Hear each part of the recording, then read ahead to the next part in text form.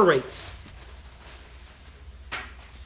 But I guess that just makes too much sense. That it's just too logical for women to take some free advice they get from the internet and apply it to their lives and their dating strategy to improve their dating situations. I get it.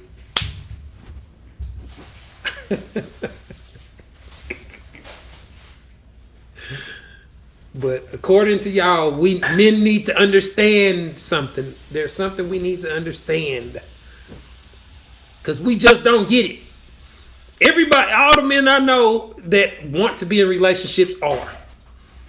You know what I'm saying? Like, I don't really have very many friends that are just struggling to find a woman to settle down with. But apparently something's wrong with our dating strategy. We don't get it.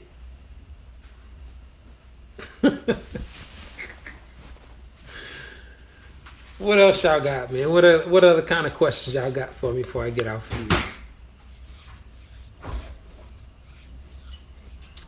you? We all have deal breakers. Yeah, everybody should have deal breakers. You should have conditions that you expect to be met for a relationship. That's why the idea of unconditional love is so illogical. You're pretty condescending. You take it that way. That's not the intention, but if you can't handle it, log off. You don't have to listen to it. It's optional to listen.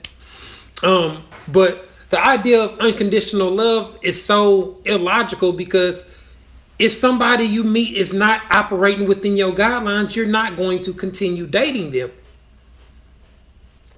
How are we as women blamed for dating fuckboys when they come disguised? Because if you have effective methods of dating and evaluating people, you'll be able to identify them for what they really are. That's not to say that a person can't be lied or, lied to. But when you fail to identify a person's character and you actually get in a committed relationship or start having kids with them or marry them, then that means you failed the dating phase. Because that's what you should be figuring out during the dating phase. That means you shouldn't be rushing to get in a relationship 2 weeks after you met the dude.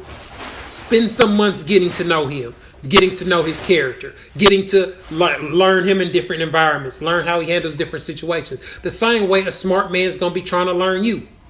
So if you effectively date, like I talk about in my dating and compatibility guide that I would strongly recommend y'all download. It's only $1.50. But it breaks down the kind of conversations you should be having, the type of things you should be talking about, type of discussions you should have, and the type of answer you should anticipate. It gives you some compatibility worksheets where you can actually fill out and rank the people you're dating in different categories. It has information where you can rate their pros and cons, red flags, what was said or found out to resolve a red flag. And so I think it's 2 or 3 pages of just information. Like no different than when you go fill out a credit application, right? What's your income? Where you live? What's your address? It's the same type of thing. You're turning the information into data. And if you apply the data to your dating process, you should have more success because you're going to be able to eliminate a person that you're not compatible with, which is essentially how smart people that are good at dating date. They date to try to figure out who they are and are not compatible with as soon as possible. I want to figure out if I'm not your type as soon as possible. I want to figure out if I don't have no chance of ever hitting the pussy as soon as possible. I don't want to find that out 2 months later. So figuring it out as promptly as possible is always a good thing. It's okay to not be compatible with somebody. That means you can redirect your time and energy to somebody else. At least that's how I saw it. I'm not a woman though. A lot of women date men for the benefits that they get from that man. So that also makes it difficult to find when you dating to just get benefits and look for men to give you money and shit like that. That makes it hard to also date to try to find compatibility because it's usually kind of hard to find both. And it seems like most women lean more towards what they getting out of it because a lot of women place a price tag on their pussy. You know what I'm saying? So that conflicts with trying to find somebody that you're compatible with. Like that. See, from the male perspective, if a dude that got money, that got his shit together, is only looking for a woman that he's compatible with. He's not looking for a woman. I need to find me a woman that can pay all my bills. I need to find me a woman that can pay my car note. He's good on all that shit. You know what I'm saying? So it significantly increases his dating pool and allows him to have a single focus on what he's looking for in a mate. Women are often searching for those two things, and their methods for evaluating men are often based off of assumptions and feelings or inaccurate things that they think about men. So when you add all that up, it makes sense why the woman's GPS system, I'm gonna bit my tongue, the woman's GPS system for getting her from single to married often gets her lost and in some other recalculating. Like their GPS system is all out of whack. You know what I'm saying? Like recalculating, you know what I'm saying? Remapping, redirecting. They're all over the place because they don't have a solid system, or they don't really know the streets. They think they know the directions, but they really don't. So when you have dating strategies that are based off of things that are not everything, but a lot of the things they think are misconstrued, misunderstood, or based off assumptions or what they've been told by other women. So a lot of the myths that they believe in, a lot of the things that they believe in about guys that are just not real. You know what I'm saying? Like, that's why they believe in all these shit that gets screenshot to me. And they have famous people and celebrities and people like that tell them a lot of bullshit that they believe.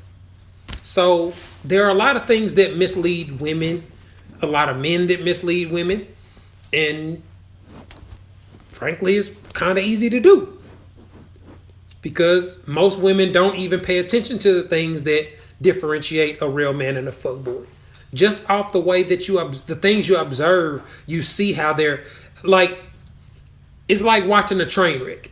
You can see a train about to wreck way before it happens, right?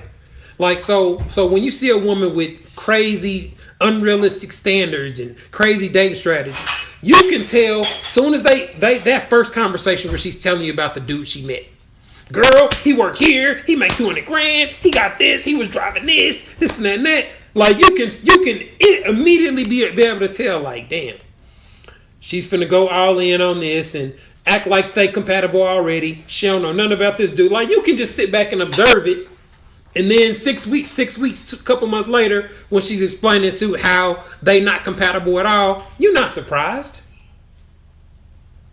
Like think about it. The people that you see that are the worst daters, you're not surprised that they in dysfunctional relationships and all that.